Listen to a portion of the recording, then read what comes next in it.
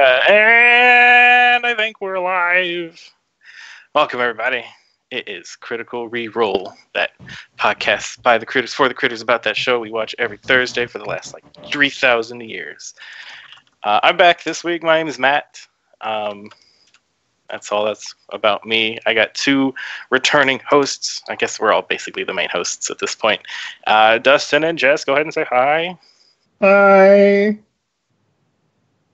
And tell one truth and one lie about yourself. Go. I am 7 foot tall. And I love donuts. Now the lie. Oh. You love donuts. That's obviously a lie. If you've never met Dustin, he is a behemoth. He's massive. He's 7 foot tall. Yeah. He acts like... makes him a better hugger. Jess, your turn. Hi, I'm Jess. I don't know. I have nothing. I'm so out of it. I really hate candy, and I have a gin drink next to me right now. I don't know which one's the lie. I know which one's the lie. Excellent. Well, cool. So this is episode 90. God, we're almost at 100 episodes of this podcast. And we're covering episode 12 of Critical Role. The one where shit hits the fan in the last 15 minutes. Holy crap. Well, I mean, that's definitely a Mercer special. That's the sum up of the episode, though. Mercer trademark. I know, but that's so, normally that's, later game, and that was, this is, friggin' what I love about... David tweeted, you didn't even you only waited 11 episodes before you destroyed a city? Oh, yeah. It was and there was a really good gif. Have you guys seen of, Lulu and Stitch? Yes, someone did such a good job. And then crushing it. It was that's Matt Mercer. It's let me build this amazing city for you guys, and then crush it. Engaging storyline, popping. Basically, that is how this episode ended. But it started out with our lovely Mighty Nine coming up with plans. It was really confusing. It took me a couple of listens to get what they were trying to do, but they're trying to link Lord Sutan and the High Richter to show if there's any investigation that they're in cahoots trying to kill the Lawmaster, Orenthra. Correct? Am I right? Yes. Got names so far? That is what they were trying to do. Those are all the right names. Awesome. And so, apparently Liam reached proper angst level. I was trying to get to that too. Ah! And so they do that they want to find writing from both of these people so that they can forge notes to each other. Kind of our plan is in action, it's going through tonight, we're going to get the big O. And they wanted to plant them in each other's homes. So if there's an investigation, they're this person was working with this person was working with that person. And then they try to throw in some things from the Myriad. The one thing I was super confused about is why they tried to leave notes from the Knights of Requital. Because they were going to separate, because the Knights of Requital were already being watched. When they went to go get the job to go find the face spider in the sewer, there was literally a note posted to bring in these people, the Knights of Requital. So they already know that they're sort of semi in trouble, so linking them to them, gives them another thing that they're they're also connected to this faction. Excellent. Yeah, and so when they had the meeting at the last meeting where they kind of went down into the basement, they suggested, hey, change the name so that we can use Knights of Requital as fodder. Yeah. Okay, I completely missed that. And now I'm caught up. Let's see. What all else happens? So they don't know, first off, where Sutan lives. So the episode kind of starts out with Ford disguising self and going to the house of Dolan and Boris. I'll get my husband's names wrong. Don't do it. Oh gosh, I apologize. And that's when we kind of get our first sort of mini Jenga of this episode, coming up with a name of a catchphrase or a word to yell if they're in trouble, and it's just cooing like pigeons. And there is birth to the current thing. Bonus section. What a bonus section. We got the metagaming pigeon. which is pretty fun. It kind of, though, I hope it doesn't turn into like one of those your fun is wrong, because the whole like idea behind your fun is wrong is kind of a negative connotation. Like you're telling people that their fun is incorrect or that they need to play this way, but everyone kind of took it as like a big joke, and so Matt kind of like had to quell that. The metagaming pigeon, I don't think is going to turn into that because it's pretty fun right now. But then they go into the house, and let's see, what was he supposed to talk? Because he like forgot about the High Richter. What did he just got Sutan. They're asking if there was Sutan, if they had writing of Sutan. Which they didn't. And then he went out. And then everyone's like, go back and get the High Richter. It's like, okay, well, since you asked nicely. So they get all of that fun information, and it's still on Sam, really, to like keep the group like, what are we doing first? Finding locations. Oh, we're getting addresses. Great, this is the most fun we've ever had. I did like when Travis had to go back to ask about the High Richter. I did like the answer, like, no, that would make this all so much easier. Like, I think it was just a fun little snap back too from Mercer, just like, no, guys worked for it. Yeah, like I can't give you everything. Yeah, no, that's definitely like the best part of the beginning, early game.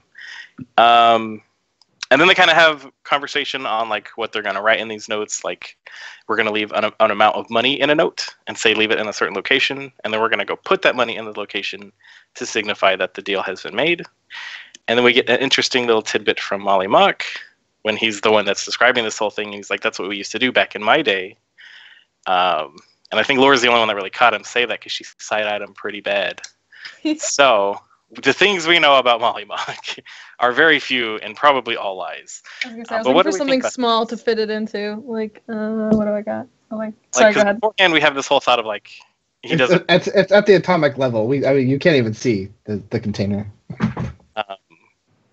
Like before, we're all under the impression that he doesn't remember anything from before the carnival.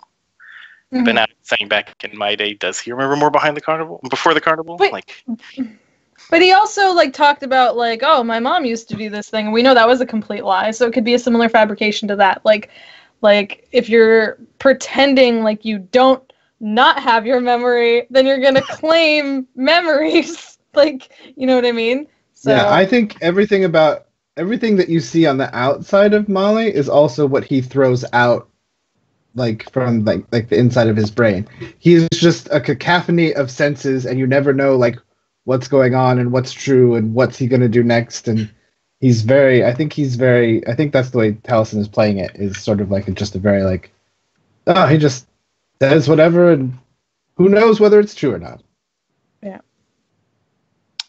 But the information we get is Lord Sutan lives in the Gilded Hot Willows. They already knew that, but they find like the exact location near the Skyscape Park and the Constellation Bridge. It's a 3-story building, and then they get the High Richter's location, and so they break up. And first team is going to this Elder Sutan's place, and the other half is going to younger Sutan, Ren's practice. And that is, before all of this, I still have the thought of Molly Mock being like the calm and collected one. Boy, were we wrong. He is batshit crazy. He's a performer. He was putting on a performance. No, I did not see that happening at all. So they go to the Gilded Hand Infirmary. And I don't even know what to talk about, because just a lot of things happened. Molly paints his junk, and then gets breakfast food, needs something really eggy. No. So gross. I was with Travis on that. I just like Travis was like, it's like, no. It's like, let's fast forward. And he's like, I support this 100%, but who? I feel like Taliesin was so excited to fucking pull this gag. Like, oh, I have a plan. Like, I have a whole plan. And I'm like, oh boy. I did not expect half of that when he said I have a plan. Yeah, it took 1 hour for Dick cosplay, and he didn't. I'm saving it for later. Oh my god. I'm so happy. I love that so much. slowly destroying the dignity of Percival. Well, and then they get called out because like once they all meet back up and they're like, "Ooh, how much time did you have?" She's like, "You cosplayed your dick for an hour." Yeah, so they go in, all hell breaks loose. Molly drags himself around the floor vomiting, and Ford kind of just stand there and doesn't really know what to do. And then Nott and Caleb get caught almost instantly walking in. It was just a mess. Yeah, but I might. Not. Go ahead. Go ahead. I'll just say, like, Nott should not be allowed to do anything charisma based. Yeah. I think she has a Nott -3 to charisma. Correct. Yeah. But what I like about that is it plays out that she's a goblin, like, really fun because all of the baby things was just hilarious because everyone was like, "Whoa, Yeah. is that your whole thing?" Yeah. But also props to Sam on like because it's hard sometimes to separate like when they are in character and when they aren't. So when they were outside, kind of casing the joint, and there was a little kid that was really fascinated with Frumpkin. Matt kind of played the kid after Ford was like, "Hey, go around the corner, see if he's still there." And Matt was still RPing the child while they started talking, and so Sam looked at Matt, saw him doing that, was like, "Shoo, go, flee!" Yeah. So that was a nice catch by him. My summary of the situation was literally Mighty Nine are terrible, horrible people and just terrorized a bunch of innocent citizens and infirmary staff. This is true. Next And they- point. and walked away with people's treatment regimens, probably. Yeah. Like, people's insurance papers, like, it's not going to be covered anymore. These poor, like, innocent people. Or, like, directions and, like, from the doctor on how to cure them. yeah.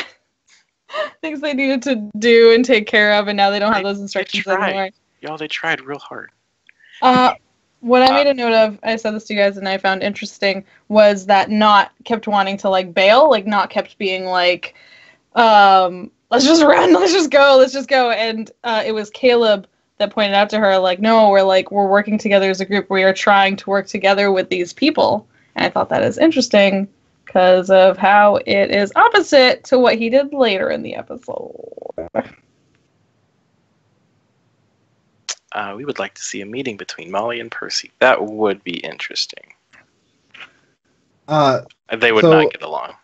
So no, I don't think so. I don't think they would either. Oh, absolutely not. Percival would not think. I feel like, any... yeah, I agree with you. I think that Percival and Molly would not like Molly. Yes, that's exactly what I was gonna say. Molly would love to like fuck with Percy, and Percy would just be like, "This person is." Like, would have to Molly-proof his room, and then Jester-proof his room. Meanwhile, Bo and Jester have no problem getting into the Trispire and kind of casing out Lord Sutan's place, and then they buy a grappling hook. So, go team them. I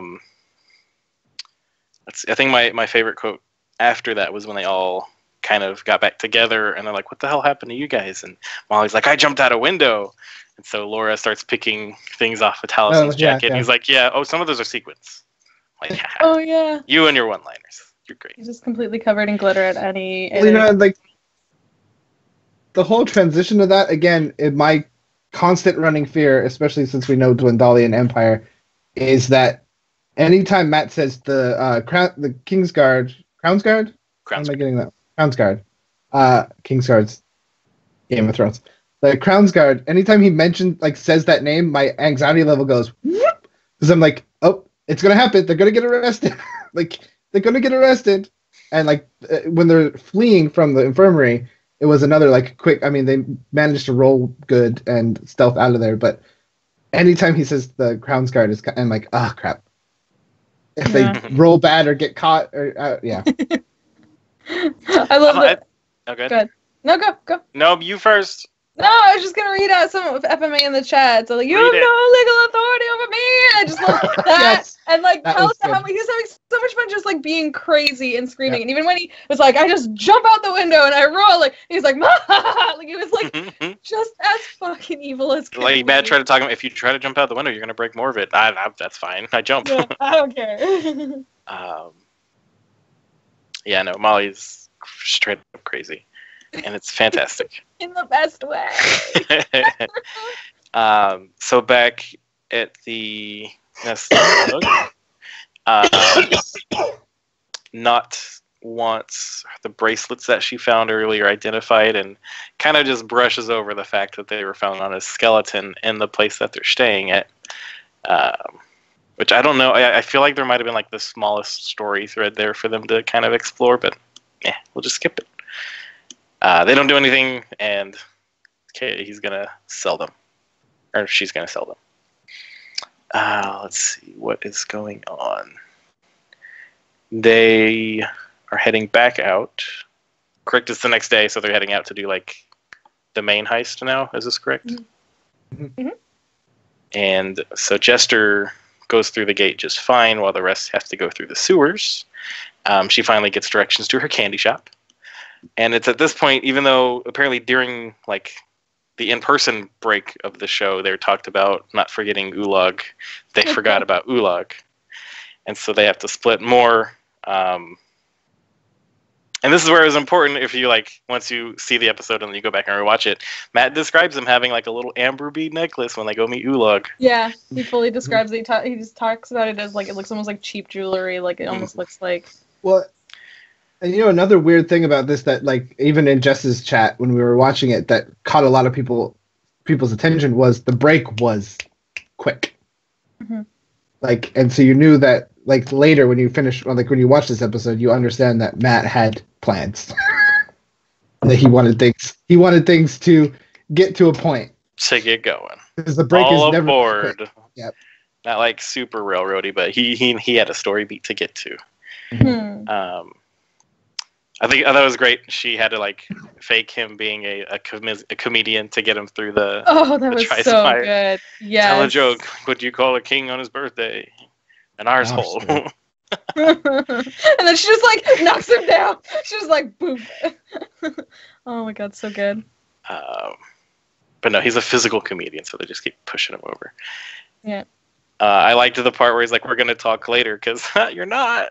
Oh, that's horrible, man. I had to. It was in my notes. Interesting thing. So they go back to the other group, and for some reason, Beauregard hates the color yellow. I don't know if anything's there, but I took a note on it for some reason. Interesting. So the group has gathered. Everyone is around Lord Sutan's house. Let's see. How do they break into this one? This is with the grappling hook, right? Yes, they climb the tree. Because there's the tree on the outside.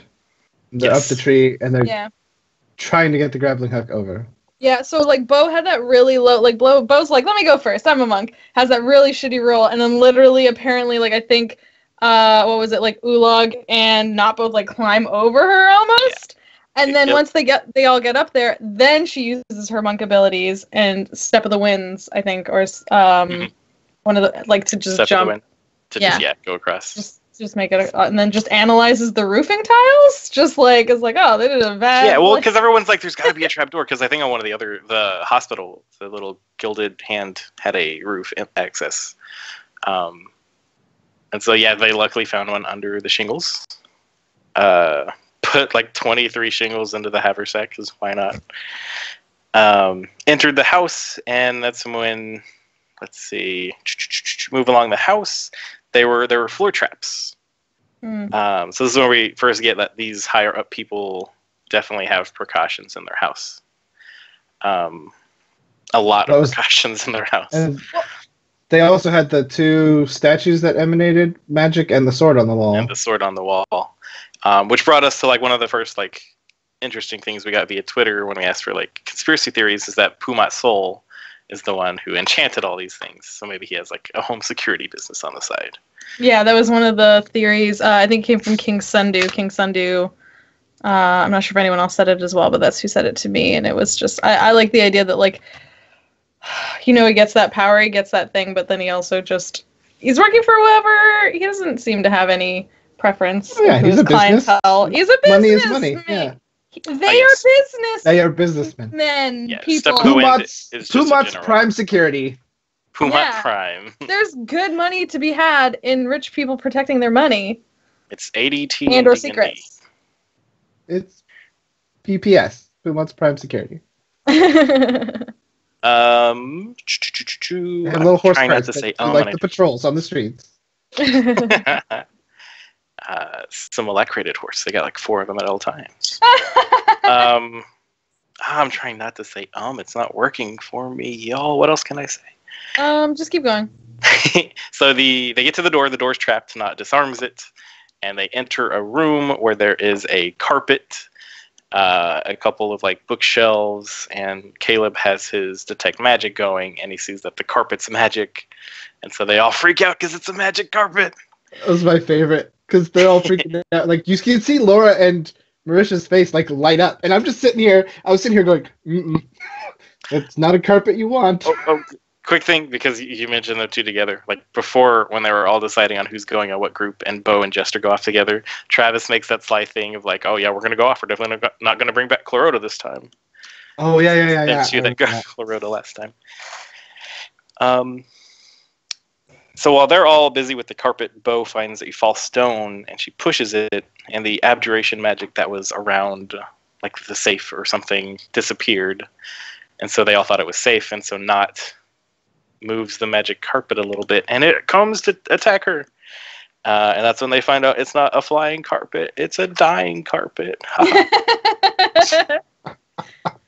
I mean, I feel like that was fairly obvious. I feel like there's a gif, I think, of the two girls both being like, magic carpet! But like, it was not going to be a happy magic carpet again. I think yeah, exactly. I think a lot of people on the watching side were like, no, you're not that lucky. Do you know that there's smothering carpets? Yep. The less liked cousin of flying carpets. Yeah. I thought it was interesting that Bo's actually the one that not okay. You're fired after this. We're gonna have an employee performance review.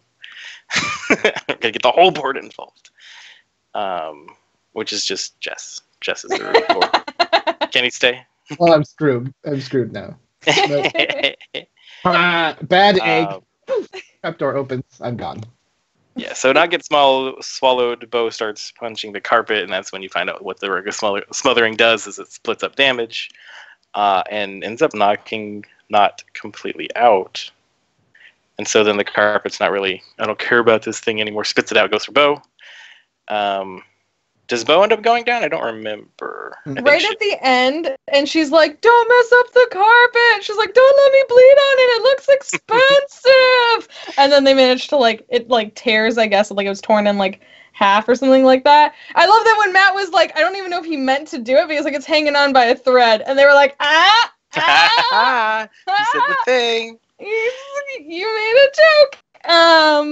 But I also thought it was really hilarious, because Bo was the absolute most concerned about this rug. She was like, we can't ruin this rug. It's an expensive rug. We can't, like, leave without the rug missing. And what I thought was hilarious about that is because earlier when they were casing the house and when they were planning, she was like, you know what, we should bring a rug because it'll help us, like, climb over this fence. I just thought that was so funny that it, like, there was a few things like that came full circle this episode. Yep, the dramatic. Did you catch when she was in it? She made like a joke, like it looks Marquesian. Yeah. I like she's the carpet has no weaknesses. She's finally that was the first time she's used her special monk abilities, and it was so poop. It was so like terrible, and I feel like she was really disappointed too. And it's like I was so she's like, I didn't get anything. Do I get another one? And you're like, no, you got something. What you got was that it has no vulnerabilities. Like, I hope that doesn't like dissuade her from like doing it again, because I know, because I want to see her use it more successfully. Yeah, I know. I was disappointed because like the community likes to get up all in Marisha's case for no reason. Now they're kind of bad talking the class. And she's only gotten to use it once. Like, give it time, y'all. Yeah, we've been mostly in the city. We haven't had a lot of combat. Yeah, I was trying to find it in the book, but I can't remember exactly where is it at. Fate touch? No. Cobalt Soul. So she did her extract aspects. When she uses the key point to hit kind of like Flurry of Blows, instead of doing damage, you get to pull out a aspect.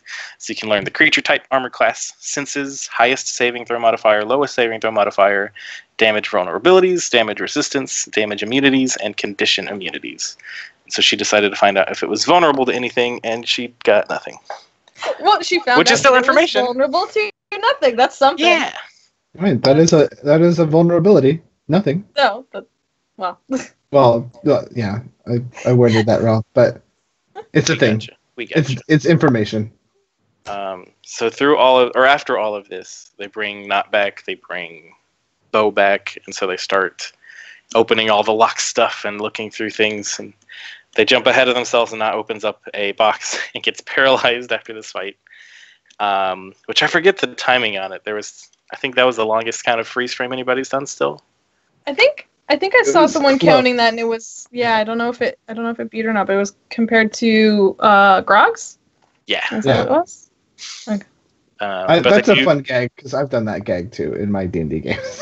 I don't think I could handle it because 12 minutes. 12 minutes. Yeah, I thought it was 12 minutes, something like that. Nice. Caleb gets a magic stone. They find a letter. They leave the notes about the High Richter and Sutan's plan moving forward, and they're going to get help from the Myriad. We don't know what the stone does. Do you have any theories on the stone? Because I saw people thinking that maybe it was like a Philosopher's Stone. I thought it could have been like an ion stone or something like that too. Yeah. Maybe like one of the simple magic items. Like I don't know. I have no idea. Another interesting fact was that it was a stone of sending. So it'd be interesting to see who's on the other end. Might be a part of a stone of sending.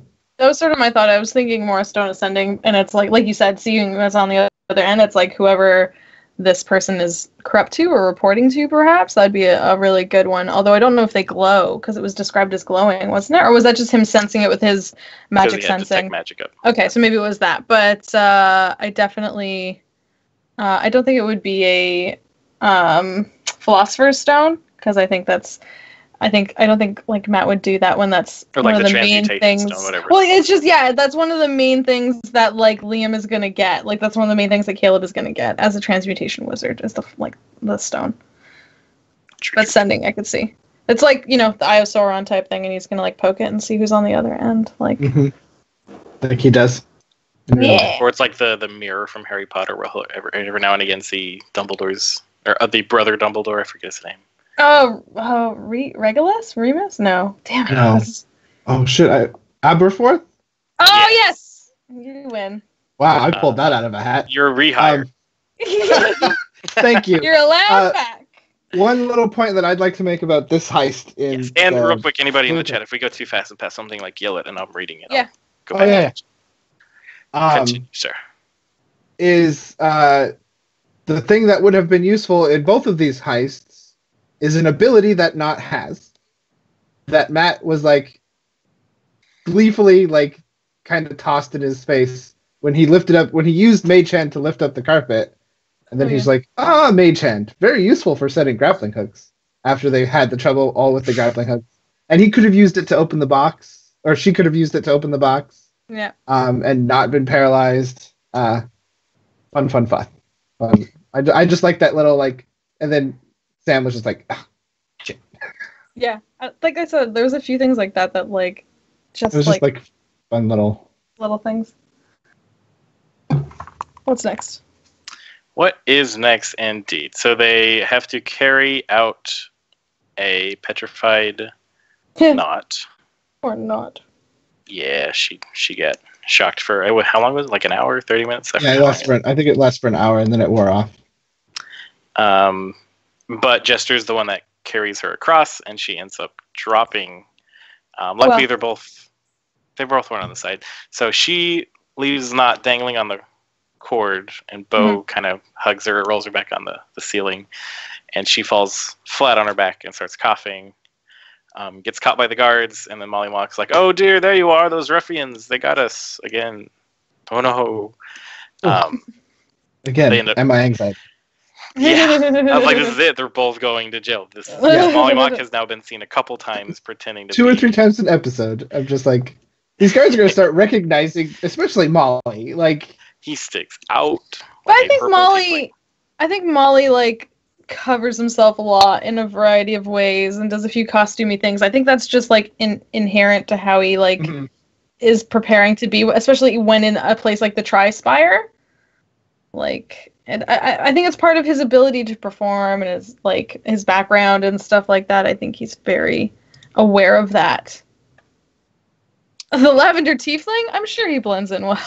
Yeah, it's going to Thanks, get to the Nuke. point where, like, maybe they'll start getting wanted posters, like, just for causing general unrest around the society. Have you seen these hoodlums? Yeah. I think that the city might have bigger things to worry about. Well, now they do. So yeah, Bo grabs Knot, and Jester and Molly get removed from the area, but they successfully use their physical disguises to talk their way back in. They all meet up around the High Richter's house, and that is when Jester and Ford, they're like running out of time. You can kind of see Matt giving them a sense of urgency, and through like his words and him talking through Ulag. Ulag was very like a lot. Which I guess, what did we think on that before? Why he was looking at his watch? Well, so like I was tinfoil hatting like, but that was in retrospect to after everything that happened at the end.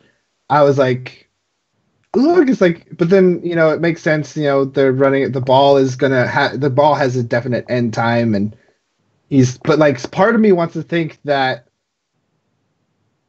he knew a little bit more about the end, like what happens the other after thing that was going to happen. Yes. Yeah. And so I have. Everybody knows what's happening at the end. Do you think they knew really well, or they just knew something? I assume they just knew something was I happening. think they kind of knew like they didn't something know was going to happen. What it was. But I don't think they realized that it was. Whoever made the deal, I don't know. Here, knowing that the word "crick" is like a slur in Matt's world, I don't like saying it. But they knew I know. What's the long word? Hold on. The Korean. The Korean Empire? Kryn, yeah, the Kryn Empire. The Kryn assassins. I think whoever managed to talk to them and hear about their plans knew just a time that something was going to happen. And so maybe they're like, this is when we're doing our thing. If you have anything you need to do, try to get it done before, because shit's going to hit the fan. Well, didn't Matt say in the previous episode too, through, I think, like, the Richter or something, that the ball had been pushed back? The gala? The gala had been pushed. Like, didn't he? I thought he said that he had mentioned something through like a guard or something else that the ball had been, or maybe it was during the meeting that the ball had like been pushed back. So I wonder if that was outside workings pushing it to the day that they wanted, not the Knights of Requital, but the Kryn wanted to. I did not hear that, but if anyone has evidence of this, please. Yes, if I'm remembering it wrong, call me out. I thought that there was a mention that the ball had been pushed to a different, or the gala had been pushed to a different date. Oh, was Carrie's kidnapper in the first campaign of Kryn Descent, or like of the Empire? I thought she was a dark owl. I don't know if that was her name, but she was a drow. Isn't that kind of the assumption of what the Kryn mostly are? Uncle Lucas thinks that was her name. Oh no, but maybe not. But it was really it was Troy Baker. That's right. Thank you for clearing that up. So yeah, I think he was looking at his watch because he knew like a time that something was going to go down, and you can kind of tell that he wasn't so much on a suicide mission, but he wasn't very sure he would get out of anything alive because he was willing to offer up his whole life savings to these people. Mm-hmm. And when Caleb rolled that really good insight check on him, do you think that's all that Matt said him? Because he got whispers from Matt. Do you think Matt just said like he's in this, not like his focus is not just helping you guys, it's whatever it takes to get his wife out? Do you think that's all he like maybe got in that whisper? I feel like it, because knowing Liam and the past ways that he's responded to whispers, if it is something that'll affect the party negatively, he'll kind of address it immediately. Yeah, and he didn't address it, and in fact, when they were going to climb in, well, yeah, and he also later when they were going to get in, and Bo was trying to stop Ulag from going in, Caleb was like, no, let him in, like, you know what I mean, like, yeah, he knew enough to like kind of, I want to see where this goes. Yeah, I feel like that's what it was too. I feel like he was just kind of, but he was quick to like kind of drop that, because once he started pushing back against Bo, Caleb like took back his hand and jumped over. Rescinded his help. Yeah. But he gets over anyway because he's a monk, or not a monk. He's a rogue and does rogue shit. So they break in, or they walked through the front door, Jester and Ford, very, very cleverly. I love that Laura came up with I'm going to make a dress that has a wine stain on it. I thought that was one of their best plans. Mm-hmm. Yeah. That was super smart. And they took all the information that Matt had given them as the personality of the High Richter and kind of knew that there wouldn't be a lot of questions if an angry-looking Richter was coming in there, because she has obviously instilled enough fear in all of the people that work for her to know you don't talk to her when she's upset. And I liked that they thought about that and they put that through, and it just was a beautiful plan. Beautiful. It's so much fun seeing them get to work together, Laura and Travis, because Grog was always dumb, and Grog and Vex didn't really have a relationship, but now they're both playing smart characters who can do fun shit. It's fun. It's gonna get great because Travis is a genius at D&D. Yes, I was gonna say I love seeing, and I didn't know this as much because I didn't because he even said whenever he talked about when they started playing, he was like, I just want to play something that runs in and hits things, you know what I mean? So I didn't think he was super strategy focused, but the second he got to be Ford, he has been just unleashing it. He's so good, and just between that plan was so well done, between Laura just being I pretend I have wine in my dress and I'm just fuming and angry, and the way he's just even when they get stuck at the door, he's and she's hurry just up. And the guard's oh shit. Yeah. Yeah, and I think I just thought of this when Jess was talking, but Travis got to spend a whole campaign mostly just sitting and watching and thinking. And so he that was the forge of his intellect in planning was, and I spelled forge with a J. I heard it. I know, I was thinking the same thing. I saw your eyes. Yeah. But yeah, so he got to sit there and just soak in a whole campaign's worth, and he didn't ever really have to think that much as Grog. He could just say a couple of stupid things, act impulsively. But now, after he had all that experience, and now he's super comfortable with D&D, we get to see him in this he is probably one of my favorite characters when it comes to just straight up saying some really good plans or some really good ways of thinking, or stopping some of the people and wait, let's think about this, and yes. Yeah, absolutely. Yeah, no, and how at the end of most games, he's always the first one telling Matt good job, that was fun. Travis is just a good guy. Yeah. So they break in, and for whatever reason, still don't understand why, Not decides to break in, and then Caleb decides to follow. And then Ula goes in too because he wants to be there. He's got a stake in it. His wife, he thinks he can find information to get his wife out of jail. And so, there's that little puzzle in the beginning, which is really quick, and Matt kind of pushed him through it a bit, gave it to him because he rolled a nat 20. Yeah. So they turned the statues to not face each other, or maybe to face each other. Don't really remember. No, they were facing each other, and they put them to face away from the stairs. Excellent. Trot up, and they enter the room, and then Not, Caleb, and Ulag are going a different way. When is it that they have the little ghost moment between Ulag and Not? Did I write that down? That's when she's that always makes me laugh. She's unlocking the back door, and she can't unlock the back door. Yeah. Quick enough. So Ulag has to reach over, and Not's just pleasure's all mine. Just watching Community, and anytime Ghost is brought up, it makes me laugh. No ghosting. No ghosting. If I hear one note from that song. Let's see. Yeah, the three wanted to search for magic traps. I get it. It's just they're least sneaky people, and they're running out of time, so they could have blown it if they didn't get over the fence. It would have just been smarter to let the other two that are already inside do most of it. Mm-hmm. So they're going inside. They're rummaging through things. We get the nice one-liner of Matt is managing 3 storylines, but there's a 4th that nobody knows about, and Matt's yes. Yeah. Because it's true, regardless of and I've tried to do this, but I'm so bad at it. Regardless of if your players go a way that you wanted them to go or thought they were going to go, those actions or those events are still going to take place and affect elsewhere.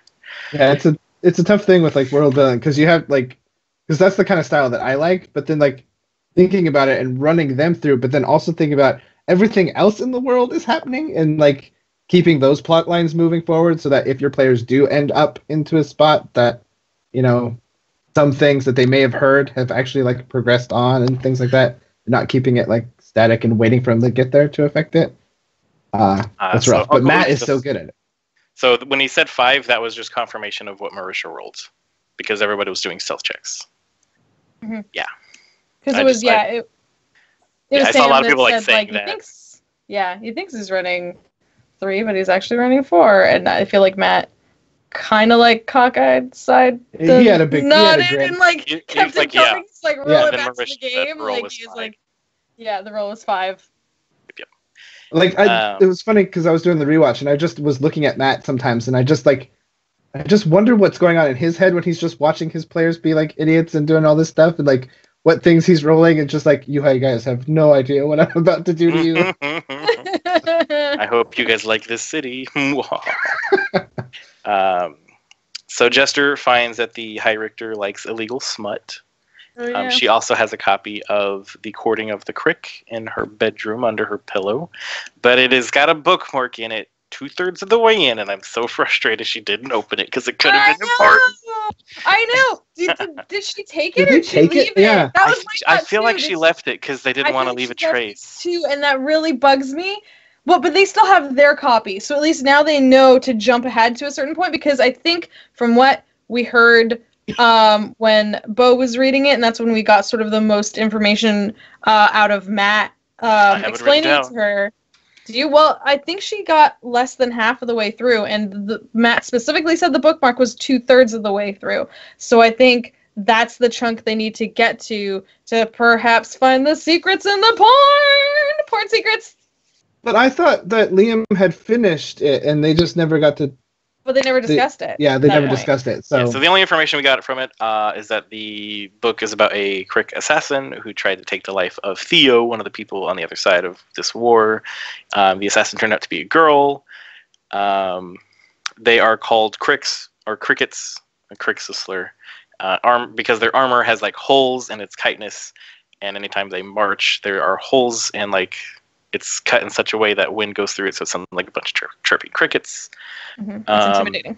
And they are dark blue, purpley skinned with gray-white hair and pointed ears of elvish lineage. Mm-hmm.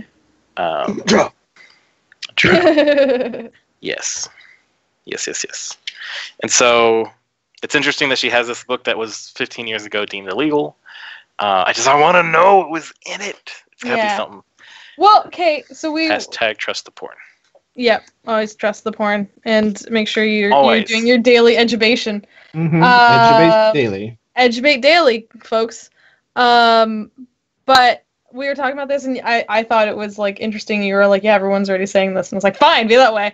But I'm wondering if she, like, while still being, like, an asshole, was actually perhaps long game going for the other side, like while seemingly, she could still be like I think I compared it to like Snape was like a shitty person, but he was still like long game helping the good side.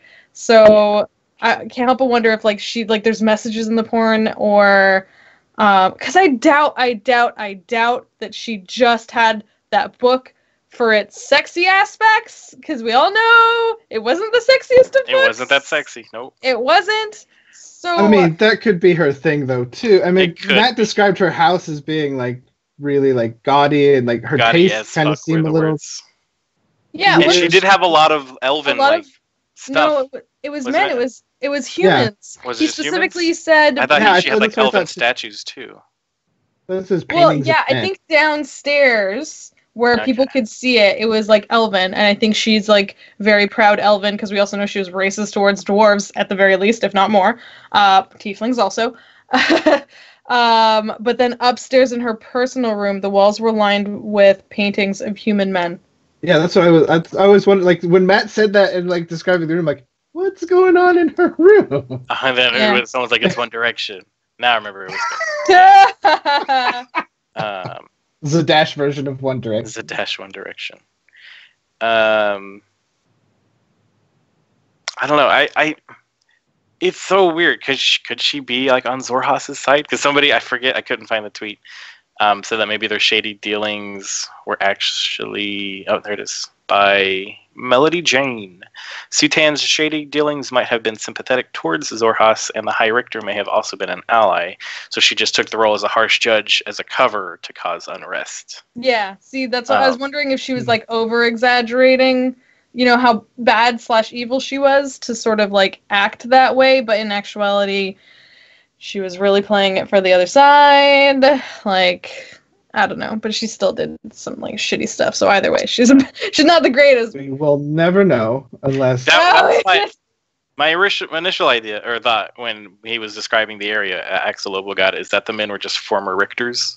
So maybe that was just like a thing. It's weird to have in her bedroom, though. Yeah, maybe they inherit the house when they become High Richter. Who knows? Yeah, it's like. No. I don't know why I keep bringing it back to Harry Potter, but Dumbledore had all the other headmasters in his it's true. office / room. It's like study. So Cass, I also saw theories on Speak with the Dead, and that spell requires to be able to move their mouth, and her mouth is destroyed. Which I guess we'll move forward to. Well, David says, Rosgofty in chat, who also tweeted this that night of the thing, she's probably important enough to resurrect somehow with when we know that Cerberus Assembly and the control of magic and stuff like that. I mean, they might bring her back. But then are they going to focus on that right now? Because like, will they even know with all the stuff that's happening? Yeah, now it's like... Let's get to the big... basically what happens. They find the scroll case, they get the papers, they plant the papers. Ulog finds his note saying that his wife is innocent, and that they just want to do catch a gnome and say that even the most unassuming, or not dwarf could be cutthroat, and so threw her in prison as to set an example. Yep. So gross. That is so horrible. And then Caleb finds a scroll case, and that's when everyone kind of gets all on edge. And we have this moment where they're like, okay, we planted the things. They notice that the gate has just shut from the inside. Like, they didn't see anybody walk in, but they saw the gate shut.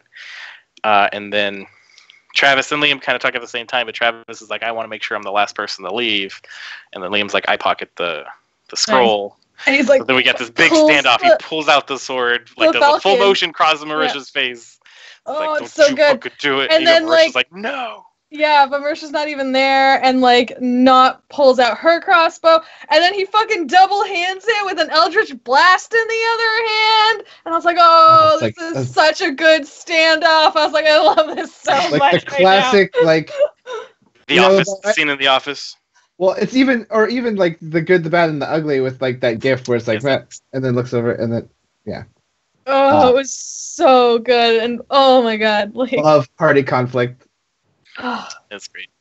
But then then Caleb's like whole demeanor changes. Like, no, I'm taking this. It's like, no, don't. You're gonna ruin it all. He gets like real angry sounding. He got like really. He's like, what did he say exactly? And it was interesting. Did you notice like it's sort of interesting? Worth it for me to hear. It's not worth my time. Yeah, but like, did you notice that he asked what type of magic it was, and it was evocation, and he was like, "Ooh, do you think he's trying to collect different schools of magic? Do you think that's like in Caleb's head because he's transfiguration, right?"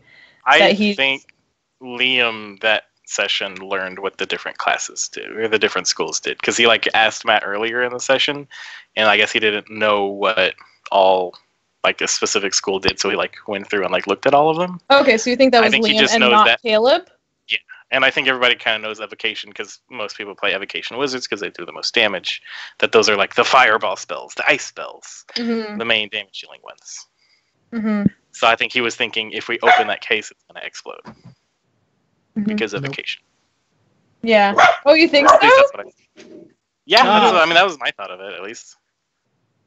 Okay, well, I don't know. I really liked that obviously for the drama. Do you think that's gonna play like even after? Can I jump ahead? Just like Oh yeah, for this story chunk, just that at the end of the episode, Liam turned excitedly to Travis and was like, "Oh fuck, the romance is over, bro! Like it's over." And I was like, "Oh my god, I love that they." Something just fell. I don't know what it was. Are you okay? Who's that in your room? I'm all alone, so please don't say that. Oh, no. Cutting this out of the podcast version. This is live. But yeah, no, I really want to see that, how that's going to play out, because obviously Not's going to take Caleb's side, but I think almost everyone else is going to take Here's the thing. Ford's side. Okay, what? My note, because like they do all this stuff, and we'll go into more detail, but the High Richter's there, stuff blows up, people die. Not ends up pocketing the case before they leave. And I have this note saying, like, if I were Not, then I think she should keep the spell scroll away from Caleb. Because for whatever reason, in Not's mind, she wants to keep Caleb alive because she thinks he's the only one that can do something for her in the future. Mm-hmm. But anytime a spell scroll is involved, he kind of loses all sense of common sense and puts his life in danger and has died multiple times now. Mm-hmm. So I think if she wants to keep him alive, the best thing is to like wane him off of these scrolls and like because she was asking questions earlier of like, how did you get so strong? Oh, and he's like, I collect scrolls, and she's like, oh, collecting scrolls make you strong. Maybe since she's learning magic now, she's gonna start collecting scrolls herself. I think she's still going to focus on learning magic secondhand from him, because for some reason, I think we discussed this in the last podcast, she's decided that he's like the be-all end-all of magic. She's decided that he's the one that's gonna, do the stuff she needs. And I still think it's because she initially saw him do some like very simple trick, and she was like, oh, this is the guy that can like help me. This is the guy like literally doing that coin trick of changing it, and she's like, oh shit, he can change me from a goblin into something else. Like that imagery got into her head, and now she can't get it out. And like you said, I think it would be best for her to wean them off them, but I think she's a little power hungry for him too, like for him almost. And I wonder if like Liam's playing that like one of the background flaws, because I'm pretty sure there's a background flaw that is like, I'm obsessed with like magical items and I like will do anything to get them, and I can't help but wonder if like, Caleb is this good guy up to this point, even feels guilty sometimes when he thinks like, oh, I did a fireball that one time and it killed a person. And he like feels a little bit guilty, but then when there's actually a magical item within reach, it's like you said, he just like goes for it with everything. He like turns into a golem and like so I think that if Caleb can convince Not that it will help make him powerful, that she will definitely give it to him. But also I think it's the plague of a wizard to collect scroll cases, or to collect scrolls no matter what, because you can then put them in your book. And when I played my wizard, I would go like if I heard there was a magic scroll, that's my focus, because I want that. I want all the spells in my book, because you can only pick 2 every level, but you can have as much power as you want if you can copy it into your spellbook. So I think it's a little bit of that too. That I like Jess's thing. Like, is that because there are like Jess said, there are backgrounds flaws that say like I'm obsessed with collecting all these items. But I think could be that, but it's also a little bit of player side being like, oh, magical scroll, and then like turning that into an RP kind of thing too. Because you literally as a wizard just want to fill your, whether you ever use them in a whole campaign or not, putting another spell in your book just gives you all sorts of good feelings. Yeah, I can see that. I like Axel Lobo said Caleb being an addict for magic. I like that imagery, and I can see. And then the follow-up, or maybe that's why he got put in jail. Like he was just stealing people's magic spell books and casting shit. And so as much as like Not saw benefit to him in that like he could teach her magic and maybe one day change her, help her be different, he saw this little sneaky thiefy goblin who could help him steal shit, magical items and such. So like it was like a totally a win-win for the two of them, and like we're all thinking of it as like purely like sweet and like loving, but in actuality they're just using each other. Yeah. Well, I mean that's people use each other for. I am still waiting for the episode where Not realizes that there are stronger mages than Caleb, and she's like, I'm gonna start working for them. Well, have we not? I think we see that shortly. Like I think a lot of the whole the whole crew of the Mighty Nine sees. We've been putting it off too long. So yeah, High Richter. Well, go ahead. Oh no. Okay. I wasn't gonna say anything. I was excited for this part. Sorry. Okay. So the High Richter enters the house somehow. There's a lot of contention on how she entered and why the guards didn't say anything to her about imposters because like people just walked in. Mm-hmm. Did you guys have assumptions about that? Mine was just that she is some sort of powerful person that was like they approached her like somebody just walked into your house that looked like you.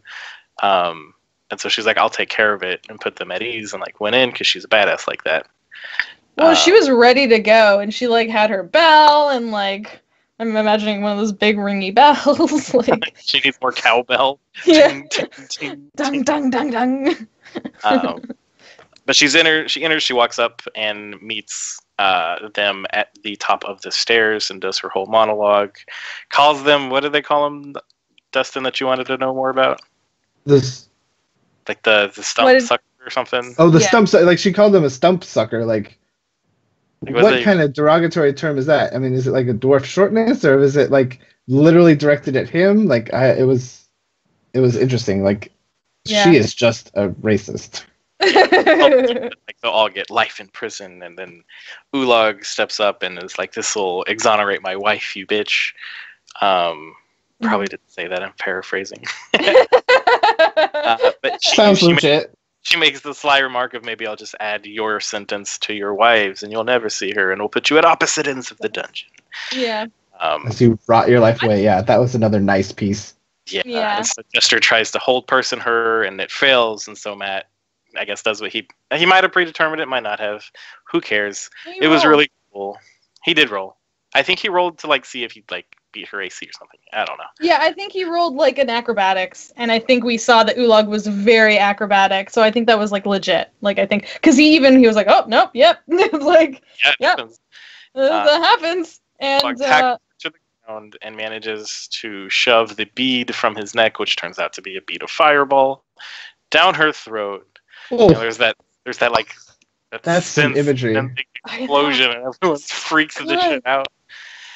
Oh man! That's like when he did that, I'm like, oh my god, how come I have never thought of that? Right. The only thing similar to that I've seen is somebody turned. It was actually Matt that was the DM, and it was the Force Grey live show where I think it was whatever Sprouse brother was playing turned into like a baby porcupine. Oh yeah. And then unturned from a porcupine and exploded their head that way. Oh. Yeah, get that out of your head. It's so cute somehow. I don't know. I can't help it. So Ulag and High Richter, Diana both kaput. They're gone. Caleb also gets caught up in the blast and goes unconscious. They gather. Straight balls of fire. They start leaving. Not grabs the case. And then they get outside, meet up with the group.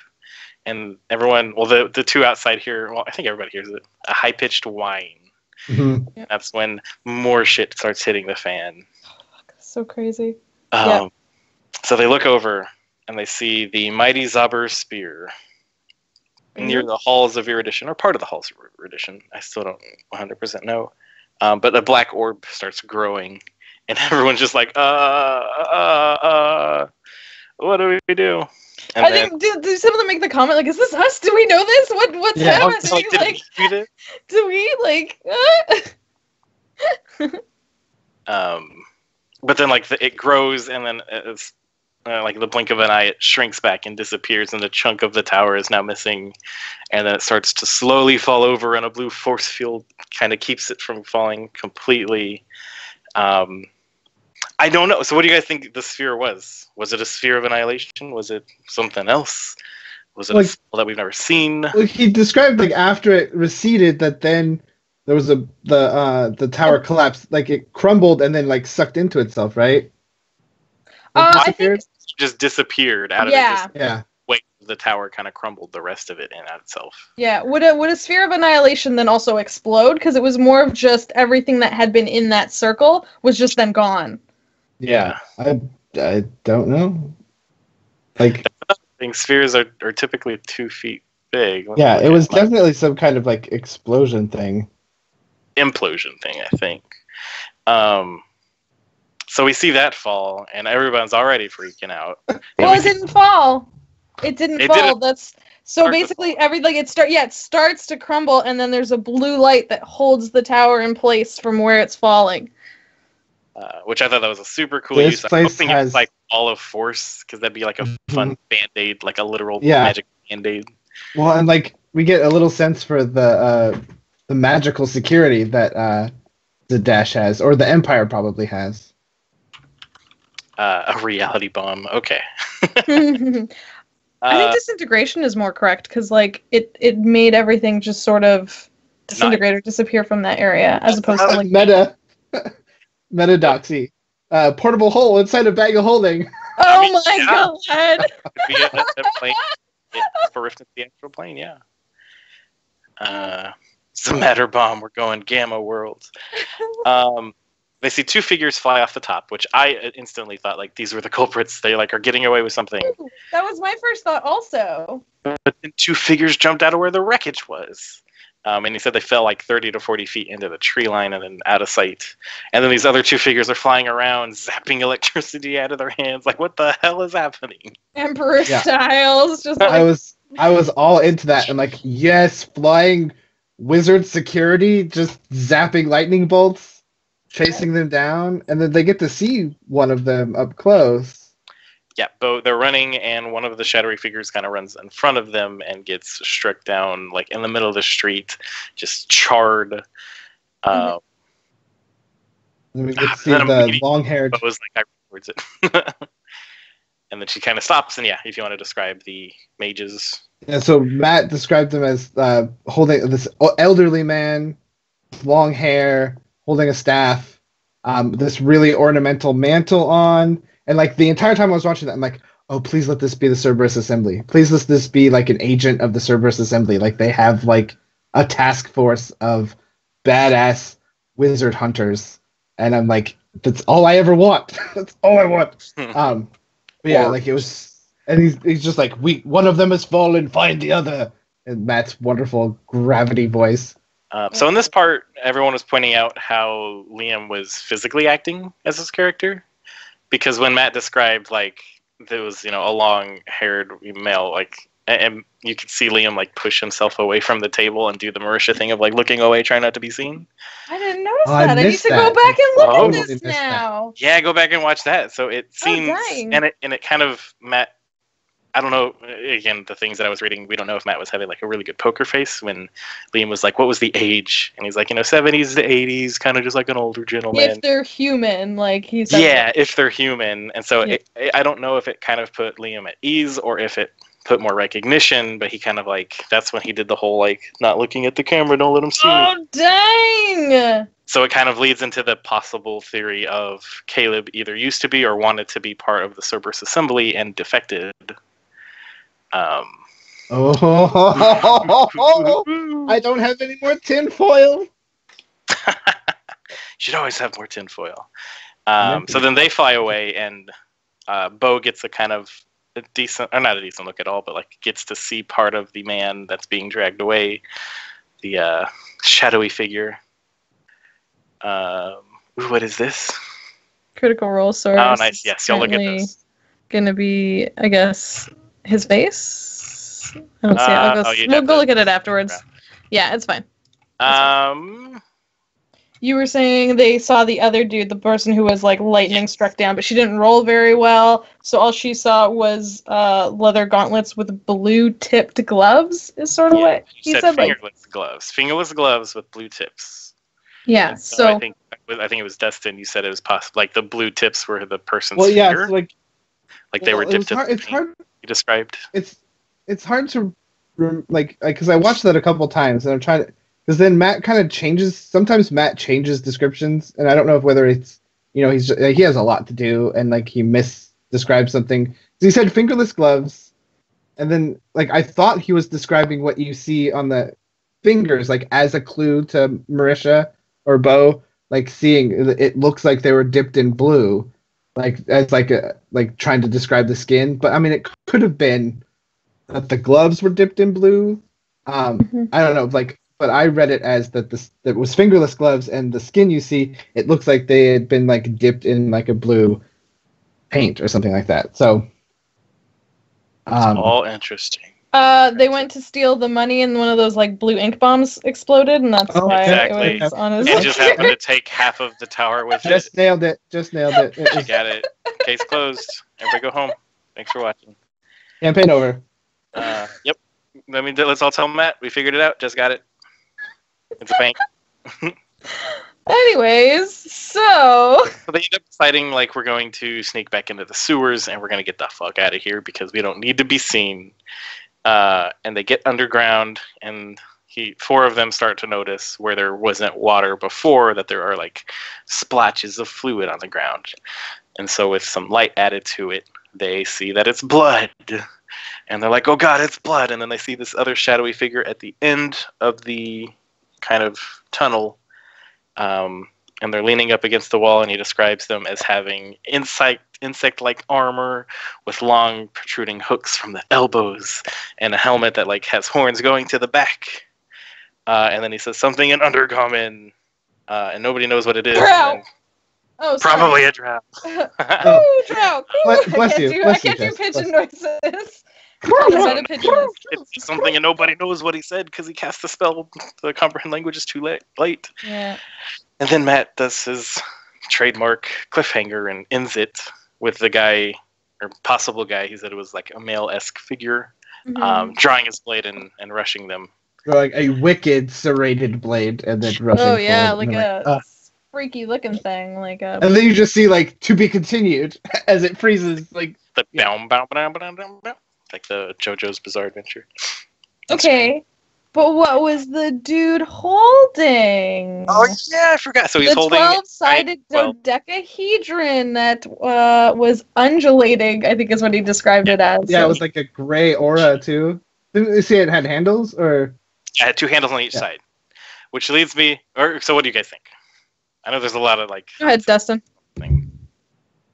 I thought it was another one of those devices that what they used on the tower, and maybe they had another hit and they weren't able to get that one off, or maybe he was on his way to that and got, interrupted or something. I thought it might be another device that did the explosion thingy. Jess, what do you think? And then I'm going to read all the chat room stuff, see what they think. So, tell us what you think it is. Well, because you said you thought maybe that's an interesting, maybe they were going to take down another tower as well, because there's three though. Are we missing a third person? That would be interesting, though. But Matt, you said this one. I don't know where it came from, so I can't give credit where credit is due. If you know, please tell.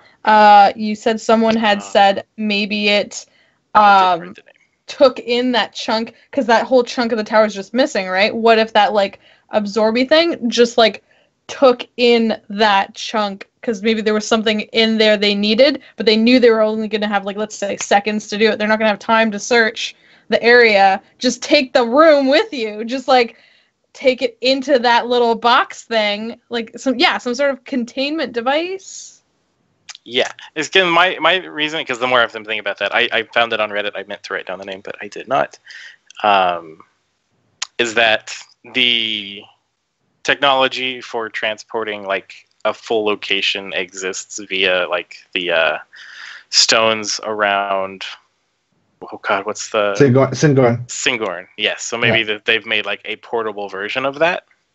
So these people, their mission was to go in. Maybe something of importance is in that part of the tower. They don't know how to get to it yet, so they're just going to take that part of the tower, transport it to Zorhas, and then get these two people. Just need to get out through all the chaos. Yeah, it's when you want to when you want to rob ATM, sometimes it's easy to just take the whole ATM with you and then open it. Yeah. Yeah. You take it and you open it later. You just get out of there. Pin particles because they're already insect themed. Yeah. Nice, Ook. They're literally about to fight Ant-Man. The other idea is that is whatever he's holding is what they stole from that place and are trying to get away with. Oh. Mm-hmm. Yep. Yep. Yeah, it's. I want to know. It's oh gosh. D12. And It's a D12 because the guy that got struck down was actually a barbarian and needed a great axe, and that, so nobody has D12s anymore. So yep, it's the second time I've heard that joke, and it's just as good. It's just as good, right? Yeah, no, it was so good when you told it to me earlier today. So before we close out, I didn't even look at the list of like other questions I had. Do we think Xhorhas is bad, or is it just because history is written by the victors that we're just led to believe Xhorhas is bad? It could be a little bit of both. I like to think that it's probably a little bit of both, because we do know that the Dwendalians kind of have a particular way they spin things, so it would make sense that, and we haven't been to this area where they're saying they're constantly defending against monsters and things like that, so we don't know if everything in Xhorhas is evil, or maybe it's just like a really feral place and the people that live there have to deal with that stuff too, and then by contract or by association and dealings with, they just assume that, I mean, I just want more of that history, the interaction between Dwendalia and this area of Xhorhas. I had a fun little joke that I made that Rowan thought there was actual proof, but I would love for like Xhorhas to have like purple terrain, like rocks and things that are purple, or something in there that makes everything, because tieflings come from there and the drows come from there. So they're just normal people that look a tinge of purple. Yeah, but that's just me being silly. Excellent. I want like really weird fantasy. I want that whole place to be sort of like this alien environment. And do you think you're just gonna cross an imaginary border and suddenly everything's gonna be the land of purple? It's just gonna be like, If that whole place has been like dealing with all sorts of weird magics and stuff like that, it could be like a wasteland that has been altered by magics over time. That's the kind of fantasy stuff I think about. Well, like. I just like really weird fantasy terrain, and I like the idea of magic over time altering a place. And it could kind of be like the episode of Pokemon where they go to the island where there's a pink Rhyhorn because it kept eating a bunch of pink berries. And so these people over time ate a bunch of purple. There's no science behind it or proof or evidence. I just like to think crazy things sometimes. I would like that. No. I like the crazier the better. I don't think it's going to be a matter of like, oh, Xhorhas is actually the good guys. I don't think it's going to be a matter of good guys versus bad guys. I just don't think they're going to be like the terrible people they've been painted to be. I think that's entirely propaganda of the Empire. I think they're also just people that have their own way of doing stuff.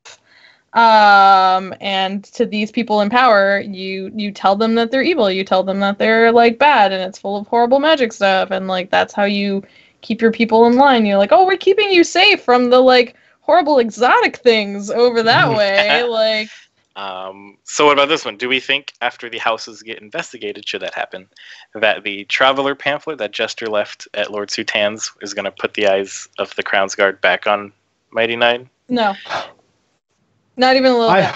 Not even a little bit? Because she's the only one that's talking about the chest. I know, but like they don't know where it's coming from. They don't know where it's coming from. She's not like the Traveler isn't, I don't think, a big enough deal that they could like pinpoint that. Like she's very vocal about it, but like what they're gonna know to go to exactly the one bar where she's been talking about her like God. Do you know what I mean? Like I think it's a lot to track back to her. I do think it's a fun temptation for a DM to use as something later. Like, if she does start doing more... Matt's keeping track. She's left like 4 or 5 places. And that's the thing that Matt would very much pay attention to, I think. And I don't think it's going to happen, like, right away, but I think that will definitely, if she continues to do something in an empire that's strictly... And especially if it, like, starts taking off, or some people start wondering, and if a couple people just pick up that pamphlet and start thinking about it, just like and the traveler starts coming to them too. I mean, here's the thing that I kind of thought of, like, what happens if she does start converting people to the traveler? Like, is that something that the traveler wants? And if it is Artigan, like, what does he get out of it? Does he get more power from more followers? What happens with that? And is that good or is that bad? Or is it just more people for him to mess with, or does he actually get more powerful from it? Mm-hmm. You know what I mean? Like, Yeah, I've wondered that too, and I think that's an interesting one. On the subject of Jester, how do we think this whole heist thing is going to affect Jester? Because she's kind of been okay with everything going on because it's basically playing elaborate pranks on people. But this one actually got 2 people killed in front of her. And she was like, "Holy fuck, we didn't mean to do that." She was like freaking out. She's like, "Yeah, that wasn't part of the plan." Is she gonna start like kind of questioning what she's been doing, all of her pranks that she played, because maybe people are going to get hurt in a way? I don't think she'll question her pranks that she's played. I think she might have a hard time with the drama that's about to happen, because I think she really does view everyone as friends. I think it's very quick for her to be like, "Oh, we're a new little family," like especially because she has so few connections. She has so few, like she had no friends, that like just this small bit of connection she has, she's like, "This is my new family. Like I love look at my family, guys. This is them." Like, so when Caleb and Not have it out with Ford, I think that's gonna like affect her more. I kind of agree with like Jess, but we're dealing with this girl who kind of grew up very sheltered, very cloistered, and has this. I mean, and Laura plays it really nicely. This sort of naivete about the rest of the world, and in this little thing, we get a little bit of that chipped away when she sees 2 people die, and then she sees this place and this reaction to whatever this was, and some people have like. She's never seen people fly before, and these people were like super powerful, and they murdered someone else like right in front of them. Like, this is probably like going to be like, oh wait, like the world is a little more than But that she may bounce back, and that may bolster her to bring more joy and whatever into the world too. Who knows? Yeah, I don't think she'll go dark because of what she has seen. I think a lot of people think of her as like more mature than she is, just because she's seen a lot of dicks, but just because like you saw adult things in one situation, she just grew up around that, so that's like nothing to her. Doesn't mean she's seen other crimes, doesn't mean she's seen murder, doesn't mean she's seen interpersonal drama, you know what I mean? Like, just because she's seen a bag of dicks, like exactly. Like, and when she described how she literally got a hit put out on her, she wasn't like, she's like, I just did a little prank, like I just did prank. Like, it was funny, like I don't know why they're reacting this way. So it's definitely that naivete, and like she just like all her stuff pranks are fun. They don't hurt anybody. They don't hurt anyone. Yeah. But now they got 2 people killed. But I don't think she'll view that as her plan. Well, I don't think she'll see that as her pranks. Sorry, like that's. Well, I know she won't see it as like she did it herself, but she was directly involved because like she had to do all the handwriting, and she was joking about it. Like, do I need to put hearts on it? Signed, your best friend, blah blah blah. So she was joking the whole time, having fun with all these heists. But then it turned out to be like, oh shit, this is real. Well, she may offer more a voice of caution, like in the future. Like who knows? I mean, that's the whole point, right? Like, it'll be interesting to see how all of them take this new information and roll it into their characters. Yeah. It's gonna be interesting. So you guys are both convinced that was the Cerberus assembly, right? Yeah. I mean, I know you were thinking. You said it was the Cobalt Reserve. But well, no, just that's what people like were shouting in chat, like in the main chat when I was doing my rewatch. You have something more tasty? Oh. No, I don't got anything. Because what even is the Halls at Your Edition? Like, what even is the Halls at Your Edition? Well, I think wasn't it another book place that was recommended if you wanted to find like magic? I think so, because it was like an archive. Yes. Yeah, so the word, I'm taking it just literally from the word. So like erudite is like super like intelligent and study. Yeah. So like erudition, I would assume that it's some kind of place of magical learning. It's a literal study hall. Yeah. Yeah, and the money from Ulag ain't coming in. That's not gonna happen now. He probably used it. Probably used it to buy the bee. Oh, actually, here's the thing. I meant to ask when you were talking about, like, the moment when Ulag, like, jumps off. He hands the paper to Caleb. I feel like Caleb doesn't care, personally. Does anyone else, like, feel like of all the people he handed that off to? I feel like Jester might have been the most sympathetic. Maybe Ford, the most practical. I feel like it was proximity. Yeah, I think it was literally. But I also feel like Caleb is just going to hand that off to someone else. Like, I don't feel like Caleb cares about that either. Like, even in Liam and Caleb's. even in like their mind, or later when Matt's like, and you still have it clutched in your hand, and he's like, the stone? It's like, no, the letter that the guy who just died handed to you, not the stone you stole, an hour ago in game. Yeah, I don't think he's gonna care. Yeah, I think someone will like take it from him and act on it. Like, who just said that? Ook. Ook said Jester, Ford, or Molly will definitely act on it. Yeah, because I think those are the people that are either just most empathetic or like will actually do something. Caleb is best at taking care of paper. Thanks, Metadoxy. he's just like, oh, it's a piece of paper. Give it to the nerd. Like, don't edubate with it. That's not for your daily education, guys. That's not. Well, did you guys have anything else from this or past episodes? I was thinking about this while we were talking. There's a fun little thing that I want to pay more attention to as we go, and that I like to point out at the end. And I didn't do it this time because I just got the idea halfway through the podcast. But this episode was rife with a lot of just fun, nerdy cast reactions to Matt describing things. Yeah. And it was super fun when he was disarming the trap in Zutan's office.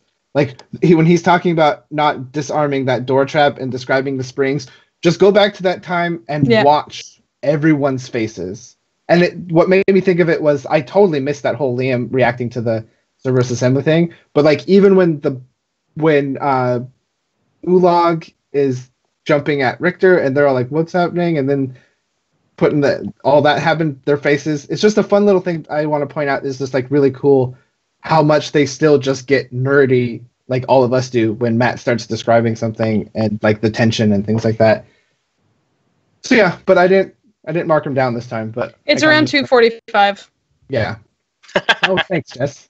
But yeah, I kind of want to just like have a fun little thing. Like it was like a cool, more nerdy reactions because apparently we can learn a lot from some of their reactions because we all know that Liam role plays constantly in his characters no matter what. So I definitely got to pay more attention to him now.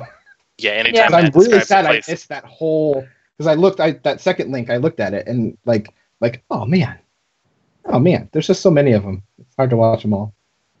Yeah. But yeah, no, Jacob says anytime Matt describes a place or people, watch Travis because he gets the most into it. He truly does. What else we got? I don't have anything. My only other thing, and it's not a huge thing, it's a teeny weeny little thing, but just near the beginning, we had some interesting gesture points that she has like some really weird skill sets, like forging papers, and there's some other stuff like that, and I just can't help but imagine that I hope that we get more silly little skills like that she has from like literally growing up as this loner by herself. What else is she gonna do? I bet like Jester can juggle. I bet she can do like just like a bunch of neat tricks from like living alone. But more importantly, actually, to the story is when they were talking about locking away things in safes. She was immediately like, "Oh yeah, we had a safe. It was full of secrets." Like it was nothing. She's just throws that out there, and I'm curious if Jester saw inside the safe and know what these secrets are. Are they interesting secrets? B, is the Ruby of the Sea just keeping those to hold over people's head for money? Just for safety? Is she actually a spy? Probably not, but you know what I mean? Like, it's interesting, like, that idea of, like I feel like the Ruby of the Sea is actually very smart. Mm-hmm. You know what I mean? And, like, she's a gentleman.